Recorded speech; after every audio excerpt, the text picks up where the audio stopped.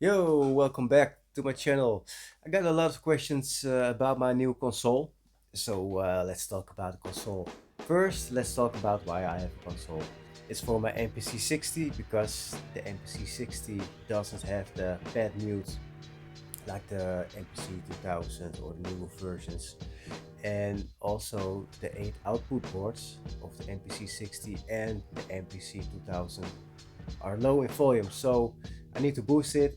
So I needed some gain, and I like to color with the EQs of the channels from the mixer. I really enjoyed it to work with a mixer, so I stayed working with a mixer. And I also wanted a smaller format, so instead of a really wide console, I have a smaller console just for my needs, and yeah, I don't need more inputs and outputs. So I was searching the web for mixer consoles with 8 inputs or 16 inputs and at least direct outputs, or with a group channel. Though I needed 8 groups just for my MPC, for the 8 outputs to have all the flow in 8 outputs. Also to my reel-to-reel, it's also 8 channels. So I'm all moving in 8, and I really like it. That's my workflow. So um, while I was searching the web, I came across this mixing console, and when it was listed, it was quite expensive, and I was saving money for it, and tried to sell my console. For some reason, the listing ended, and the console listing was gone. So I was sad, and months later it was back listed, and I was happy, and it was cheaper because nobody was interested in, and the guy who was selling this needed to make space, and yeah, want to get rid of it. So I contacted him, and yeah, asked a lot of questions about it, and I didn't know a lot about the brand, so I was researching it, and came to the conclusion, well, this could be something for me. So I said to him, yeah, let's sell my console first, and when I got it sold, I can buy your console because I don't have room for 2 consoles, and it's quite heavy. So I sold my console to another cool dude, and yeah, I contacted a best friend of mine and said, hey man, let's go to Germany. So we're in Holland, in the Netherlands. So I hired a car, and we drove to Germany, to Keulen, and from there, yeah, we go to his basement, and yeah, checked out the consoles. There were 2 of them. Then I heard the full story of what it was and what his project was for the things, because this is not the original format. This, first of all, this is a Mitsubishi Quad Eight Westar, and this console is about 32 or even more channels. So what the guy did is he chopped it in half, or in a third, and he made this more like a sidecar, 16 channels, and got it working, cleaned it, and the other part has to do some work, but it was cool. So I took that also with me, and a lot of parts, boxes full of spare channel strips, circuit boards, knobs, faders, cables, whatever.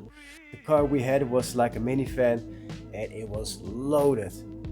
And so we drove back and carry everything upstairs because this room is an attic. So it's, yeah, 2 stairs. Man, that thing was heavy.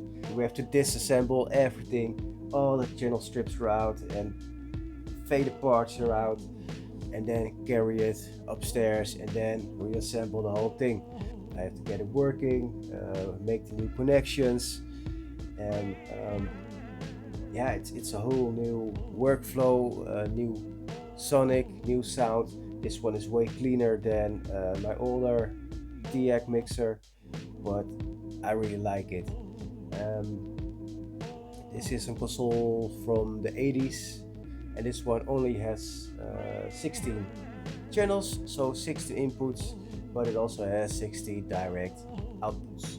My MPC goes 8 in and direct out, and from there I can route it through my outboard gear and to my DAW. And the other 8 is the inputs or is the outputs for my DAW, so I can go hybrid with 8 channels from here. And the cool thing is, because this console does not have a bus or a group section, you can route every channel and dump it to another channel, and you can make, let's say, this channel 1 and 2 as a group channel. So that's really cool. So I don't need extra connections to make it on the back. I can say, okay, I want this one go to here, this one go to that channel, and route it in turn. So that's really cool. Other cool thing is the EQ stuff. You can take the cassettes out. It has, for me, 3 types of EQ cassettes. You know, with the switches. It's the graphic, I think. Full paramedic with sweep, and just normal paramedic. So that's cool to swap and to see what works cool on things. The connections in the back are not plugs like the TRS or RCA or whatever. It's with those cables, let me show you. This connector, you plug it in the back, and then it's like a multi-cable. And then you got the jacks out, or the tapering sleeves, TRS, whatever you want to call it. Got that things out, so it saves a lot of cable management because it's already in a multi-cable in one shelter, or how you want to call it. So that's really handy. So I think that's the thing about my console. And there's also another part. Let me get it.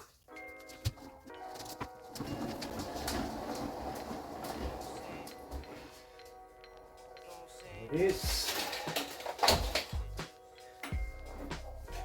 on wheels. Let me get the phone in a minute. So this is the other part of this console. So they were together with probably another piece of 8 or 16 channels, and this is the last piece. This has 12 channels and 2, I think, group channels and a master section. And this is the part that I don't need, so this one is going to get picked up by my tech guy. So he's going to fix this one and use it in his own studio. So let me get Ruppa. It's another big unit. You know, it needs side panels, and you know, the armrest needs to be fixed. But I did some fader cleaning and lubrication. It has all the EQs, you know. The mic preamp, some needs to be fixed, like the phantom power on some pieces. But it's a cool unit if it's working again. And I fixed the meter bridge, you know, with the new plate from the original meter bridge.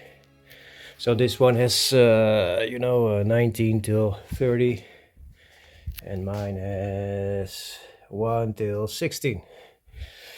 So that's how they chopped it and how I chopped it. So these are the flat cables from the back, so you can route them to a patch bay. You know, I got my patch bay with patch cards, so you can make also connections.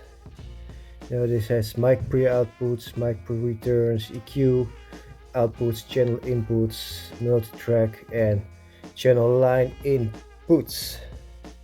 That's what we can use it for. This is the really small, yeah, jack ogami cables, I think that's how they call it.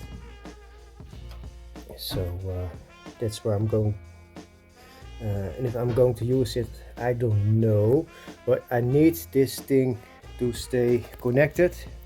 It acts like a jumper. If I disconnect all these things, then I don't have audio signal, so I need this. Yeah, so the channel strip, what's that made of? So to get this thing out, I need a screw like this. Let's put it here, and we'll screw the label marker to mark the tracks or label the tracks. So this one didn't have a screw, so I can take this one out easily. So this is the channel strip. It says different compartments. So if I come closer, you can see the strip. You know, it's from the from the bus trim section, panning, line input. Yes, and from here you can route it to the group channels or the bus, direct out, line input, phase reverse. This is the mic pre with phantom power, and this is for the auxiliaries. And here you have the EQ section, and further you have the filters, the high pass, low pass, and here you can do some other routing stuff for monitoring or to make some group channels with the all group master push. So yeah, you can take this one all out, and you know, let me show you. So if I have a, let's say, a mic pre that is not working, I can use the screws, pop this one out. There you have it. It's the mic preamp. So just some good stuff. Yeah, so this is a mic preamp. So you can swap that one out, or if you think, well, I want another EQ, a graphic, or another parametric, just screw them open.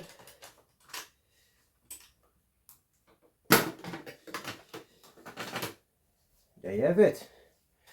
That's the EQ. You see, Quad 8.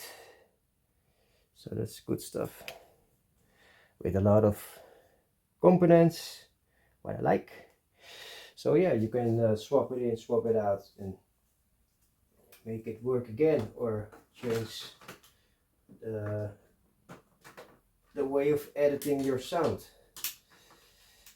And this console will be picked up in a few hours. So for now, I'm hoovering it back like that. Voila! I think that's about it about the console, and you will see me working on it in the future. And if you have any questions, put it in the comment sections. See you on the next. Peace.